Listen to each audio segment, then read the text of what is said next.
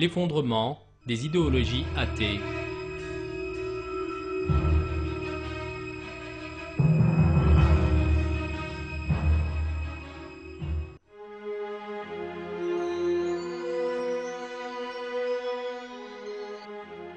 L'effondrement de l'athéisme au cours du XXe siècle s'applique aux éthiques politiques et sociales autant qu'aux branches variées de la science.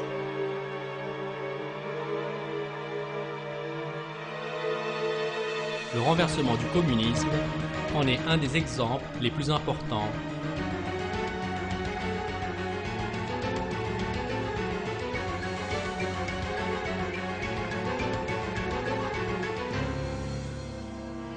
Le communisme était le résultat politique majeur de la déviation athée du XIXe siècle.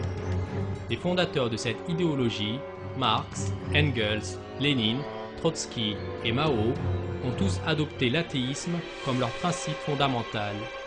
Les régimes communistes ont souhaité répandre l'athéisme dans la société et détruire les croyances religieuses.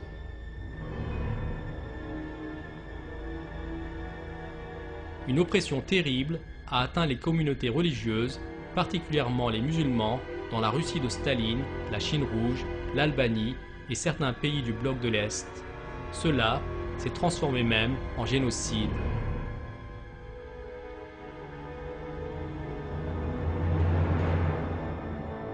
Or, ce système sanglant athée s'est effondré d'une manière surprenante vers la fin des années 1980.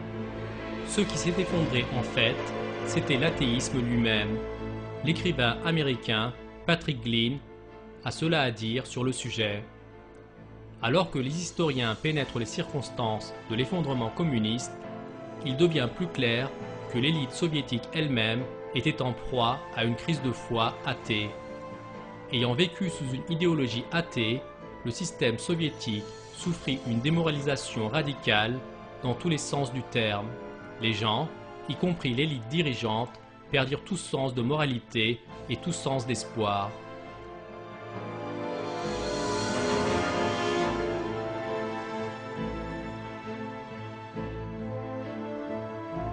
Un signe intéressant de cette crise de foi athée dans le système soviétique étaient les réformes que le président Mikhaïl Gorbatchev a essayé de mettre en œuvre.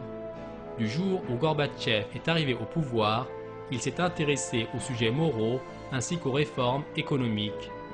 Il a commencé par initier une campagne contre l'alcoolisme, par exemple. Il a employé les anciens concepts marxistes-léninistes pour un moment, pour élever le moral de la société. Mais voyant que cela n'allait servir aucun but, il a commencé à parler d'Allah dans certains de ses discours dans les dernières années de son régime, malgré le fait que lui-même était un athée. Or, ces mots de foi non sincères étaient aussi inutiles et la crise de foi dans la société soviétique a continué à s'accroître.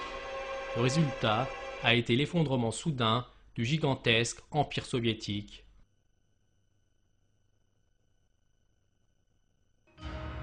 Le communisme n'était pas seul au XXe siècle. Le fascisme, un autre produit des philosophies athées du XIXe siècle, s'est effondré également.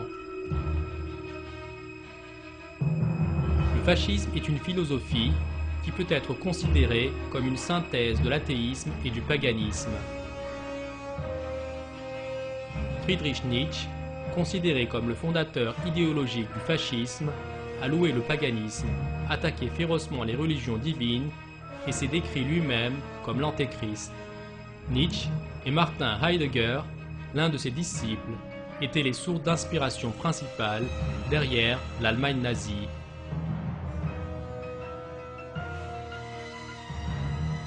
La philosophie athée et regorgeant de violence de ces deux penseurs a donné naissance à la sauvagerie terrible de l'Allemagne nazie.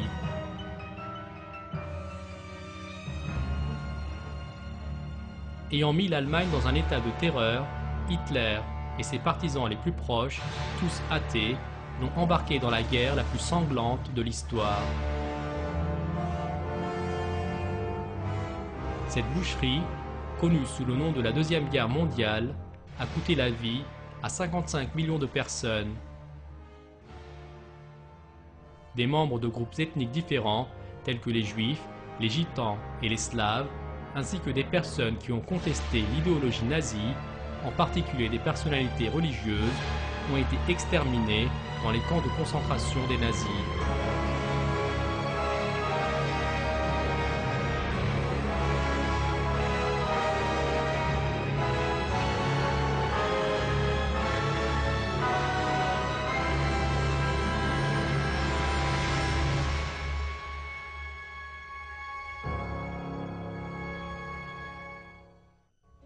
Un autre résultat social de l'athéisme a émergé dans les sociétés occidentales libérales dans la seconde moitié du XXe siècle.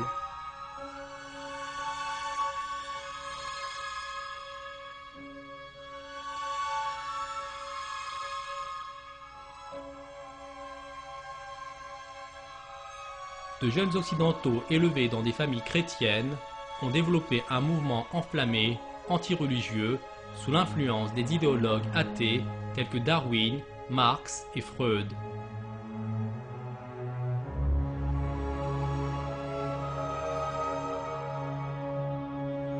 Ce mouvement s'est développé rapidement aux États-Unis et en Europe occidentale dans les années 1960 et a donné naissance à la révolution sexuelle et aux rêves hippies qui l'accompagnaient. Les hippies croyaient qu'ils pourraient trouver le bonheur au moyen de la drogue et de la liberté sexuelle effrénée.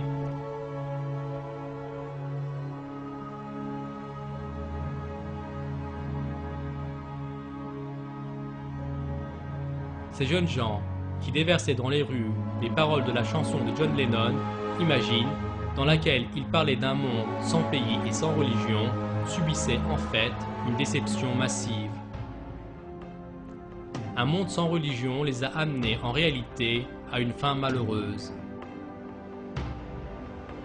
La plupart des dirigeants hippies des années 1960 se sont soit suicidés ou bien ils sont morts suite à des comas dus à la drogue au début des années 1970.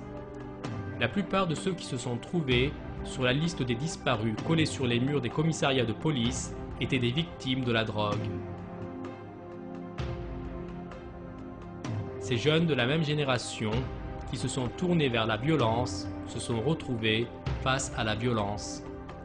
La génération 1968 qui a tourné le dos à Allah et à la religion et a imaginé qu'elle pouvait trouver le salut dans des concepts tels que la révolution ou l'amour, a ruiné à la fois elle-même et sa société.